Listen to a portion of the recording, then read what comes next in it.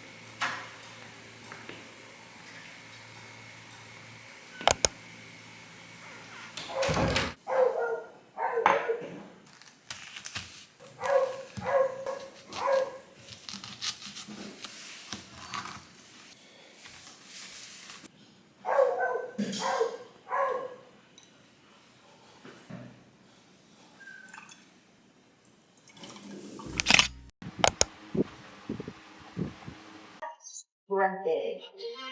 Now, while you're here, I want you to think about your pelvic floor out. Punch in, breath in, breath out, straighten. Make sure. And you made it. Well done. I just finished my morning workout routine, which I just started last week. And di naman siya super intense because I only do like a 10-minute jog, a 10-minute walk, and then a 10-minute ab workout. So maximum na yung like 1 hour na workout ko sa umaga kasi nilalakad ko din yung mga dogs namin. So consider na yun as workout. So, ang goal ko for my morning routine is magawa ko siya 4 times a week. Last week, nagawa ko siya 3 times and then last nagawa ko siya twice. So ngayon, dapat magawa ko siya ng 4 na beses and then consistently sa following weeks para yun na yung magiging routine ko. Yun lang. And then,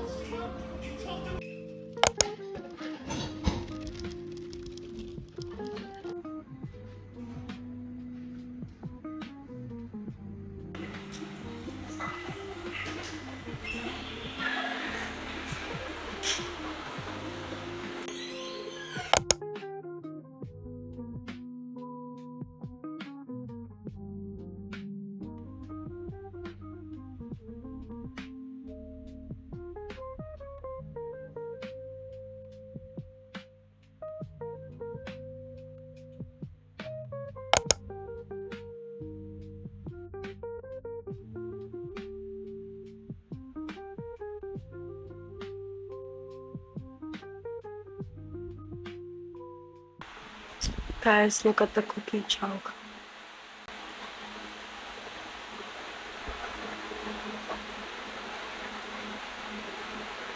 Hi guys, so it's 2 p.m. right now.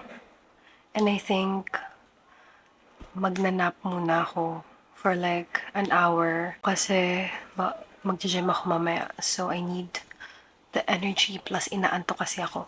I was reading this book kanina. Although I read this already, wala kasi akong mabasang book kasi halos natapos ko na yung mga book na binabasa ko. And I love this book so I wanted to reread it. I also baked cookies as you saw earlier because I was craving for it. And sa lahat ng binibake guys, yung cookies yung pinakamadaling i-bake. So yun na yung binake ko. And right now, inaantok ako kasi ang dami kong ginawa. Kaya matutulog muna ako. Sabi ko matutulog na ako, pero may dumating today na parcel. And gusto ko siya i-unbox just because I was looking forward for this parcel. Open ko siya with you. Feeling talaga. So, na-open ko na siya. I want to show it to you. These are from this shop. So, ano muna? This bigger one or this smaller one? Feel ko yung bigger one. Ang hirap. And it's this bag. Okay, are you ready? Ang OA. This is the logo. Tignan natin kung kakasya ang laptop ko. Wow, feeling. I got this in dark denim. Yan.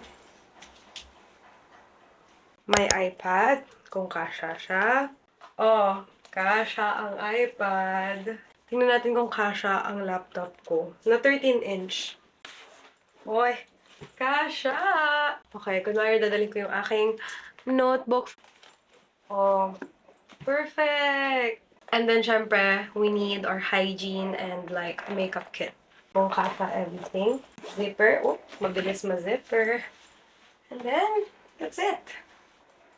Actually, parang maluwag pa nga siya. Pwede pa ako maglagay ng mga konting mga gamit. 8 out of 10. Charot. Kasi hindi ko pa siya natetest kung durable ba siya and stuff like that. But it's so cute. This is the second bag that I got.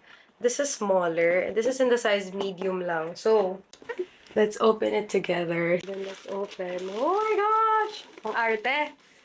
Dito guys, it's seeping through. Hatakin ko na, ready na ba kayo? Ang arte. Super ganda.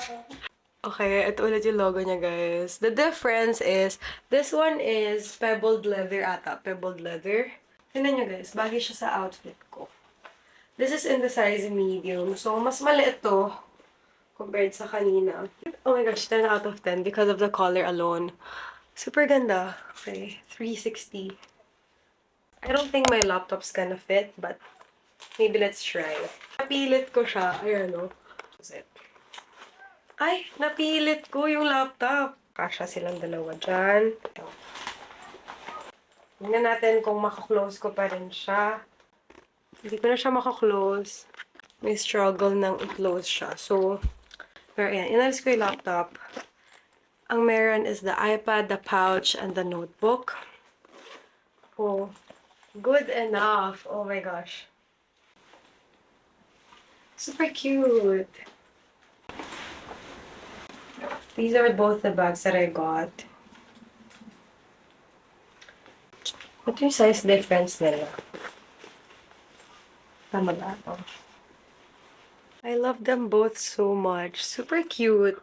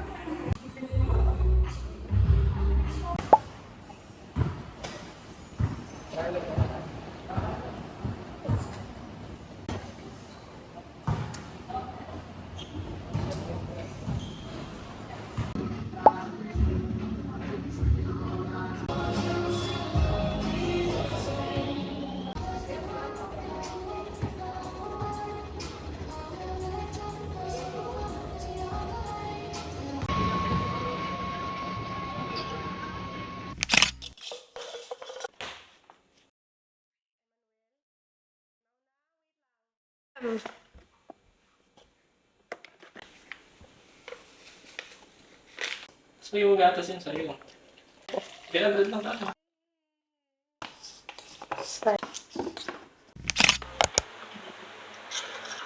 Ano ulit yung tanong? What would be your backstory? Yan tungkol siya kay Jesus yun. Mga feeling ka daw. Oo, kaya ako nag-bangs-bangs eh. The last text story. Use the last text you received as the title of a short story. Feeling ko ano na ako, emotionally unavailable. I'm updating. Guys, Like, ang tagal ng 10 questions, ha? okay, bye-bye. Bye. Good night. Thank you.